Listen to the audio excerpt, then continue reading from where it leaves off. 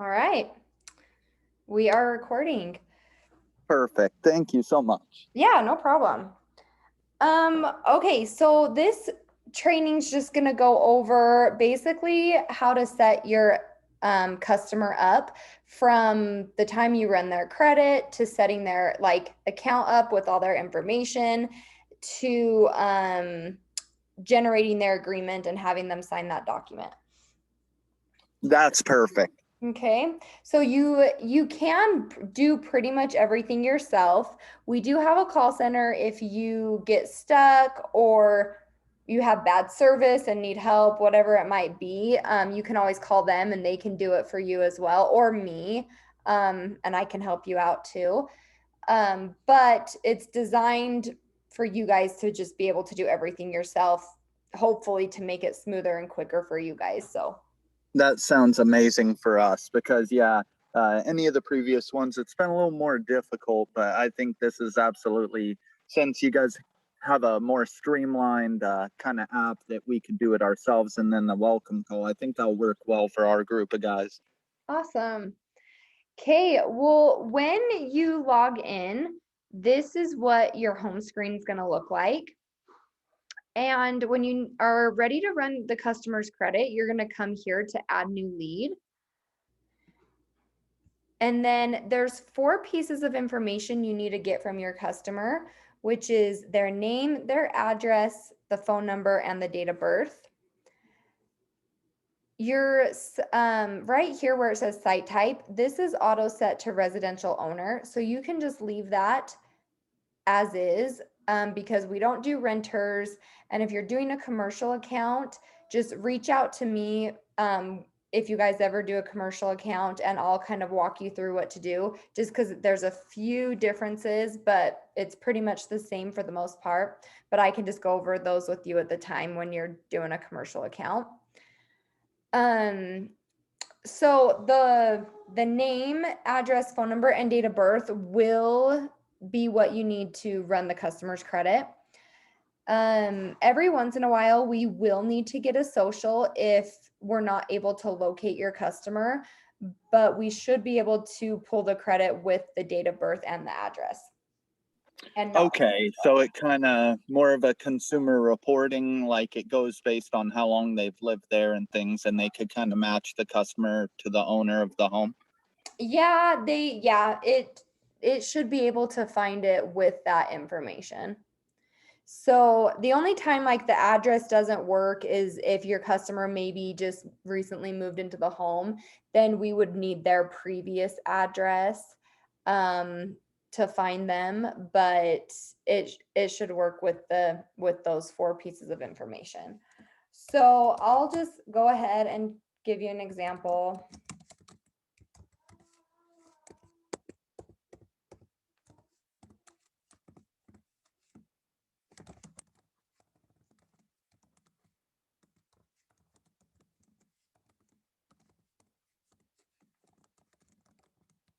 So you'll just enter it in like this.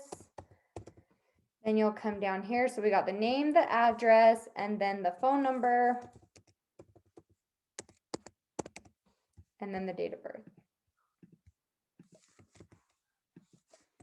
So this is a web-based portal, and so this works on Chrome and Microsoft Edge. Uh-huh. And Safari, yeah. Okay. Yep.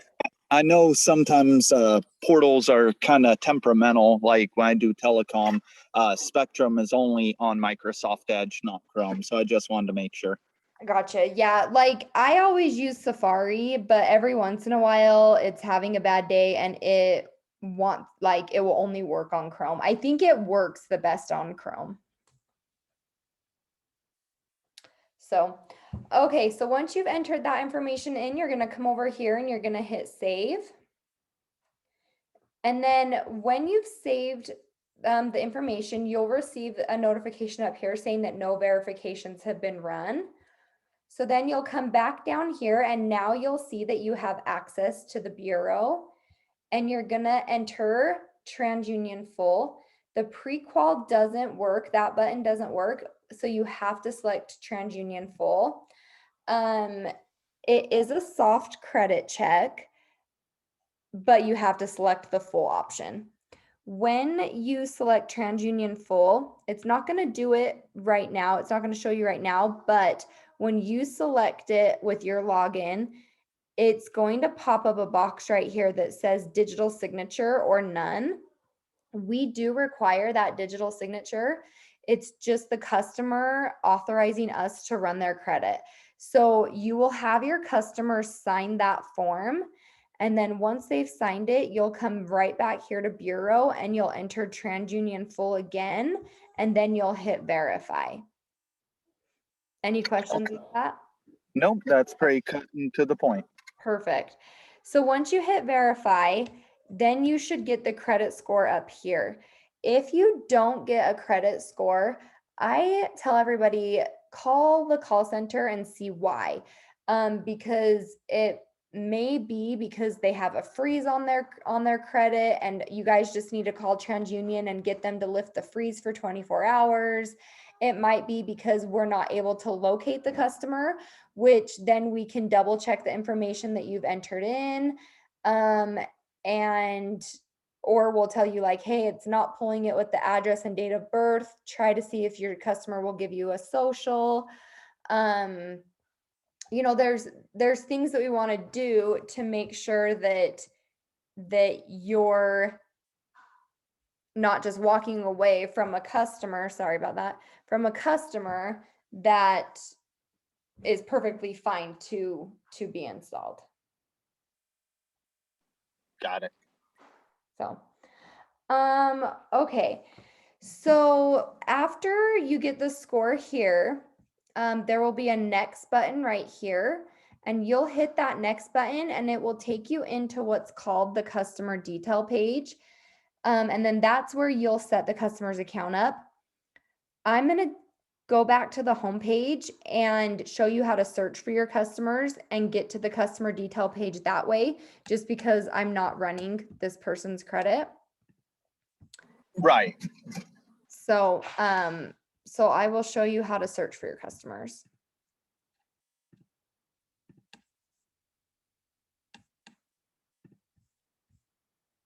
Okay, so we're back at the home page, and let's say we're trying to pull our customer up. So the easiest way is to filter by the customer's first or last name. So we'll enter their first name in, and then we'll come down here and hit this search bar. Once you hit that search bar, it will pull up your customer, and then you'll come over here and click this double blue arrow, and it will take you into the customer's customer detail page. So this is the page it would have brought you to if you had hit that next button. This is the page it would have brought you to. So any questions with that?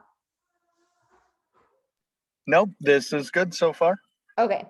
So then we're to set the customer's account up. So let's say we already ran their credit. So we already verified the customer. So that option won't be there for you, but we need to come down here into the customer setup so that we can set the customer's account up. When you select the customer setup, you're going to fill in these 5 tabs. And if you just start up here at the top, then it will automatically take you to the next tab. So we'll start with the package options. And for the install type, you'll enter in either whether it's a new or a takeover. And then for the system program, the 3 options that are going to be available to you is the Brinks interactive automation, and automation video. So you don't need to worry about any of these other options because they won't even be listed for you. So the Brinks interactive is basically, it's just your basic security system where you can arm and disarm the system from their phone. But there's no like automation or cameras or anything like that. So if your customer's having a basic system, you'll select the basic interactive, and then you'll come here underneath package, And you'll see the two options here is just basic interactive and interactive with the Sky Bell. So if your customer is going to have a basic system, but they're also going to have the doorbell camera, you would select that underneath package. And then system services is just always blank, and it autofills based off of what package you select here. It'll just autofill down here, so you don't need to do anything with system services. Okay. Okay. I'm following. Sorry, go ahead. Oh, I was just saying I'm following. I'm right here with you. Perfect. Yeah, I'm just making sure you don't have any questions along the way. So, and then are you familiar with automation and then the automation video, or do you want me to touch briefly on that? Can you just touch briefly on that, please? Sure. So, you've got the interactive automation. So basically, if your customer is going to have any automation devices with their security system, like their, door locks, thermostat, light modules, anything like that, you would select the automation program, and then under package, it's the same thing. If they're going to have automation and a doorbell camera, then you would select the one with the Sky Bell. If they're just getting automation, then you just select the automation, and then system services will automatically fill in. And then if your customer is going to have an indoor or outdoor camera, you'll select the option with video. Underneath package, there's only one option there, so you'll select that, and then that's all you do on this page. So this page is pretty basic, but do you have any questions? Nope, that's perfect. Thank you for the explanation. Yeah, no problem. Okay, so then we'll go ahead and hit next. You can just ignore what I'm doing here. This is just so that it'll allow me to move forward. Okay, so you'll go ahead and hit next. Now we are in to where you're going to list what new equipment that your customer will be receiving. So the equipment is entered into the system, and it's broken down by two different categories, which is the manufacturer and then a category of what type of equipment it is. So do you know if you guys are going to use more 2 gig equipment or Qualsys? We're going to be using 2 gig probably 99.9% of the time. Okay.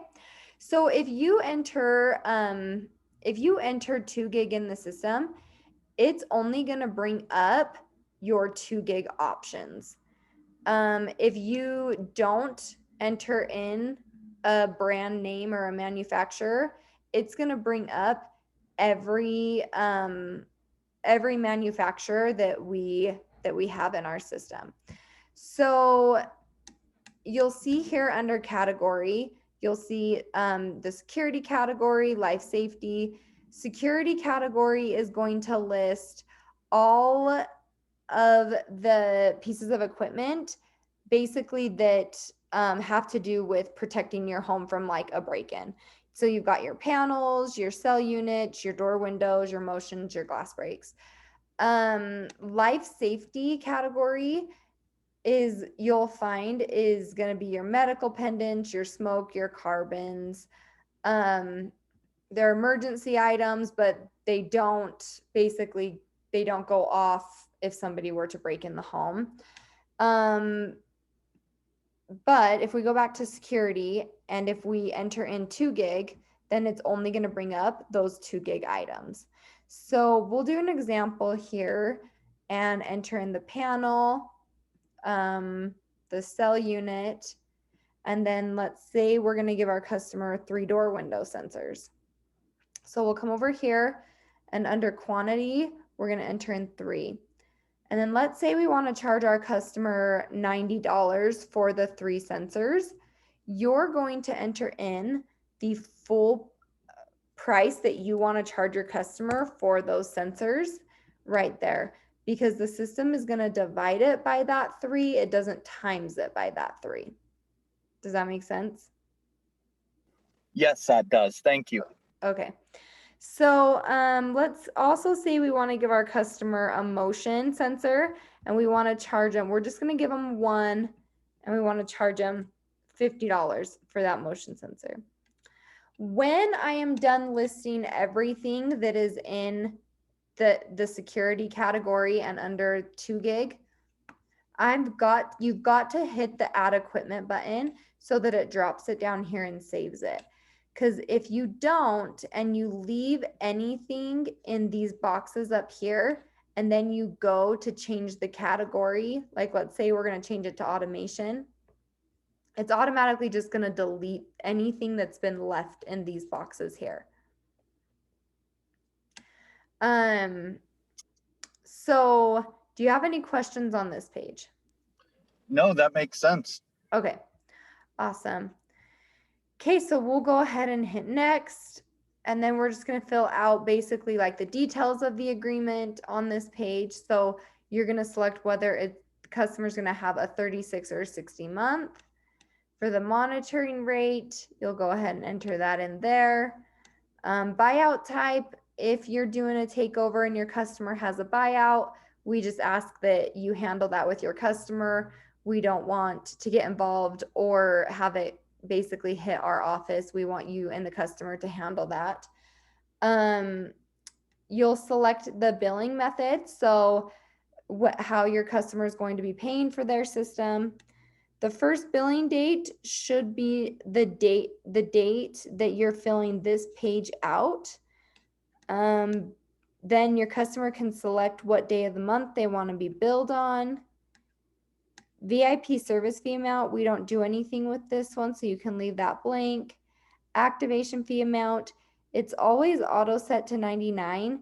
But if you don't want to charge your customer an activation, make sure to change that to 0. Otherwise, they will be charged.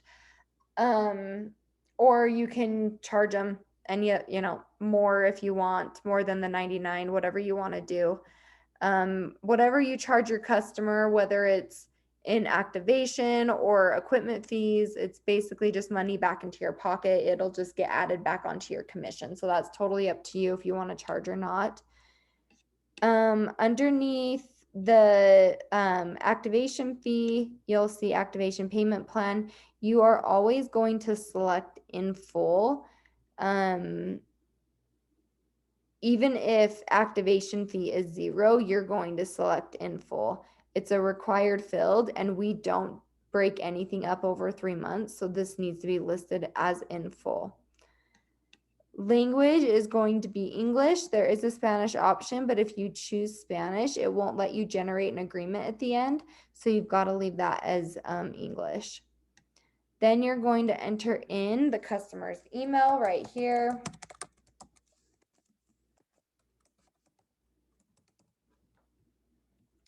Then their phone number, and then the abort code is the verbal password if your customer's alarm system were to go off and the monitoring company gives them a call, they're going to ask your customer for the verbal password, and the abort code is known as password, passcode, whatever, but it just needs to be something that they're going to remember. It can't be longer than 9 letters long, and it can't be 2 words or a phrase or anything like that. So any questions perfect. On this page? Nope, it's straight to the point. That's what I like. Perfect. Okay. So then we will enter in the customer's payment method. So if they're going to pay by credit card or EFT, also known as ACH, or manual billing, you'll select that here, and then you'll enter in the information here. And then depending on what boxes are checked here is what will be charged to the information you've entered in here. So if you're charging an activation and equipment, make sure those boxes are checked along with the MMRs. If you are not, make sure to uncheck them. And then you'll just hit add payment method, and that's it pretty much. Okay, any questions here? Yeah, so that first MMR has to be checked, right? Because the first payment comes out within Does that first monitoring payment come out the first day, or is it 2 days after, 1 to 2 days after the equipment is installed? Yeah, so it actually, you don't need to collect a check. You don't need to collect like anything physically from the customer. Basically, the customer won't be charged until the system has been installed in the home, and it's typically about 24 to 48 hours after installation. Okay, perfect. So, any other And questions? is Oh, go that ahead. MMR on the right? Is that for auto pay? Yeah, no, that's just meaning basically like for all the months of their contract. So, um, so yeah, if you're doing, I mean, if you select invoicing, then you're going to have that MMR checked. And that just means that we're going to be mailing the customer an invoice for all of their MMRs. Got it. Okay, thank you for clarifying that. Yeah, no problem. So once you've selected and entered in the billing method and the information, you're going to hit add payment method, and then it will drop it down here and save it. And then you'll go ahead and hit next. The last tab is the customer's emergency contacts. You don't need to enter anything in on the cross street. So you'll just come here and you'll just enter in the customer's emergency contact, how they're related, to them. Under authority, you're going to select full authority. Then you'll enter in their phone number. And then the phone type, and then whether they have a key to the home or not. Then you'll go ahead and hit add contact. We require one, but if your customer wants to add like additional people, they absolutely can. You'll just go through and refill it out again. And hit add contact, and then it will just save them underneath here. Any questions? Nope. Perfect. Then we'll go ahead and hit next. So now it takes us back to customer setup. We're going to hit setup complete. And then it's going to take us back to the customer detail page. And now you're going to come over here and you're going to go to document center. And this is where we're going to generate the customer's agreement. So we go into document center, and then underneath right where it says language English, there's this document. You're going to select Brinks e-contract. When you select Brinks e-contract, you'll then decide on the delivery method whether you want to sign in person with the customer or by email. You'll see the list of questions here. The list of questions are basically auto-filled out the way that they should be, so to kind of save you time in the home rather than having to go through and select each of them. So you can leave those as is, except for this bottom one. If this bottom one needs to be changed from 1 to 0. If you do not change that from 1 to 0, you will be charged for your customer's first month payment. Any questions on that? Yeah, so if we were to change it to 1, let's say I have a difficult customer, they don't want to pay their first month, I could eat that in my comms, right? And Yeah, just so set it to 1 prepay. if you want to give your customer a free month or make customer happy or whatever, you will leave that as a 1, and then the customer's MMR will be deducted out of your commission. Okay, perfect, thank you. Yeah, no problem. Okay, so the last thing that you have to enter is an install date and time. And you probably won't know at this point in time when it's going to be installed, because we can't schedule a technician until your agreement is signed and your welcome call's done.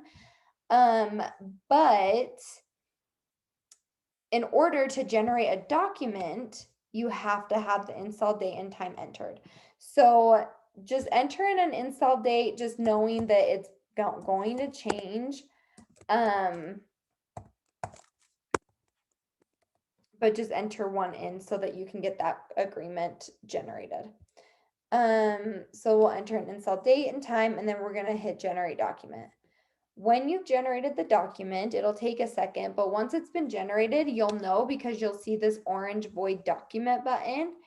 So when you see that, if you had the agreement sent to your customer's email, you'll go ahead and tell them to open up their email and they can sign the agreement. If you're doing it in person, you're going to come over here and you're going to click this double blue arrow. And then your customer will come in here and they will sign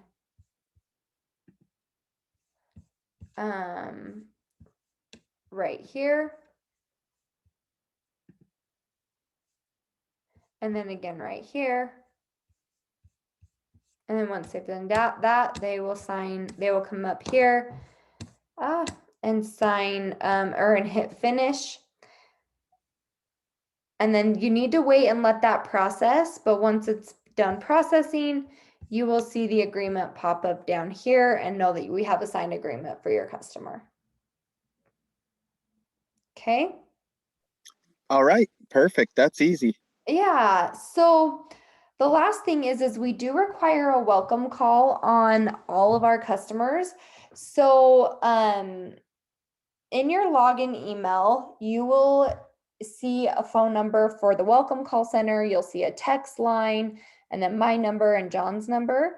You're going to call that welcome call number and just let them know, just say, hey, it's so-and-so. I'm calling to do a welcome call with so-and-so. They'll ask you a couple questions and then they'll say, okay, I'm ready to speak to your customer. So that has to be done before they will schedule a technician. Okay, that's perfect. And so do you know what those questions are they ask at the beginning so I could better, train my guys as far as what to expect when they call in? Obviously, it's, hey, my name is Stephen Peters. I got Julie Anderson on the line here. We're just coming to complete the welcome call and so on and so forth.